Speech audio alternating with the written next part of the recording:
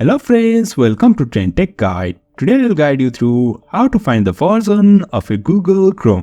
So let's start. First of all, I am here in my Google Chrome. Obviously, I must be here to check the version of this Google Chrome. Now on the top right, you will find these three dots. Click on this and over here you will find this help. And on this help you will find this about Google Chrome.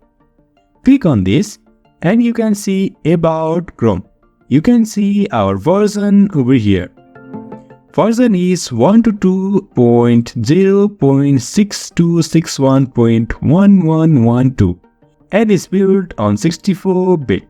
And you can see we are nearly up to date. Relaunch Chrome to finish updating. To get the latest version, I must click on this relaunch. In this way, we can find version of Google Chrome. So if you find this helpful, don't forget to subscribe. Have a good time and